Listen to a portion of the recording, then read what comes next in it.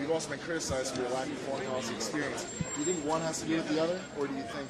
Well, I think that foreign policy experience has gotten us 25 years of pointless wars in Iraq and Afghanistan with $3 trillion spent and thousands of American lives lost that shouldn't have been lost. So I think that when it comes to foreign policy, we need an outsider to actually put the interests of this country first and rationally chart a course that advances much better than the existing establishment in both parties has given us for the last 25 years. So all I will say with the existing foreign policy establishment is they have experience and it shows.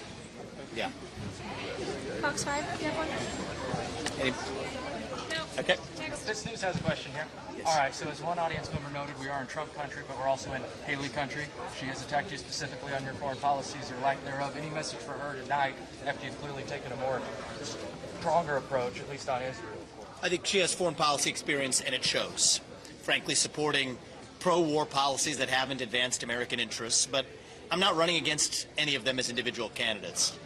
I'm running against a system that produces these neocon puppets, and we need to restore America First principles. The moral obligation of the U.S. president is to look after American citizens here in the homeland.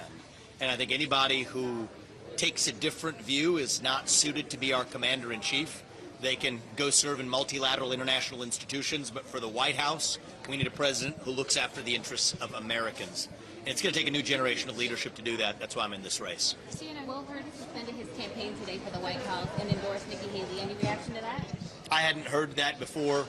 Frankly, I don't think that Will Hurd entering or exiting this race is a particularly relevant milestone.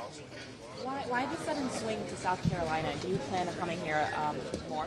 We've been here several times, actually. I think that we specifically set up tonight to celebrate the fact that I'm officially on the ballot as of the signing ceremony we did earlier, but with a domestic policy dedicated speech earlier tonight and a foreign policy discussion that we had tonight. And I do think that we're not just playing for the first two early states, Iowa and New Hampshire, sure, but unlike a lot of the other candidates, I've spent a lot of time in Michigan. We have been to other states. We're actually spending time here in South Carolina as well. So we're planning to win the entire election, not just the early couple of states.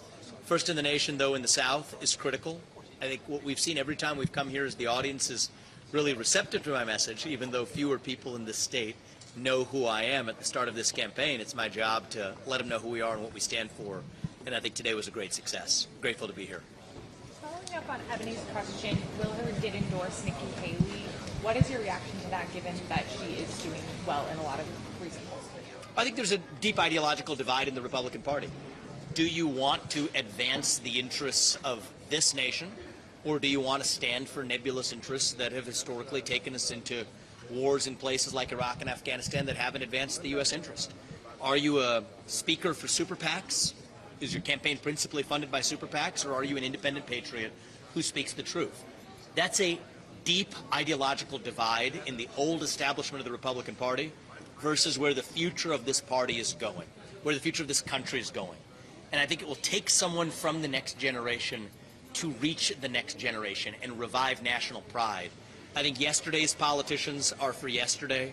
We need to lead this nation forward and reunite this country around America First principles. I'm the single leader in this race who's able to do that, and it is no surprise to me that the John Bolton, Chris Christie, Nikki Haley, Tim Scott, Mike Pence, Karl Rove wing of the party wants to go the way of the past.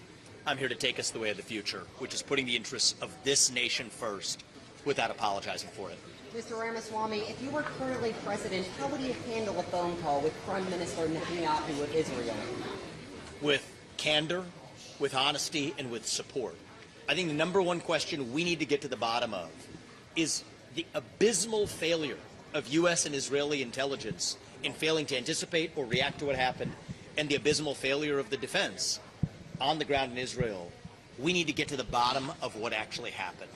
A lot of people say that's a question for later. No, I think that's a question for right now, because the decisions that are going to be made over the next few days, over the next few weeks, are going to have critical implications, and they can't be based on anything other than full information as to how the first failure actually happened. I don't want to see failures like that again in the future. And so getting to the bottom of that, getting to truth, that's not a partisan question. That's a question on getting to the bottom factual basis of what actually happened.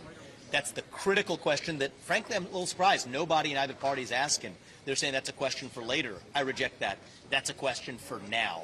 And that'd be my conversation with Bibi if I were on the phone with him. I think we're all set. They're good. Okay, good. They're good. Thank you, guys. We appreciate it. Thank you. Thank you. We'll just...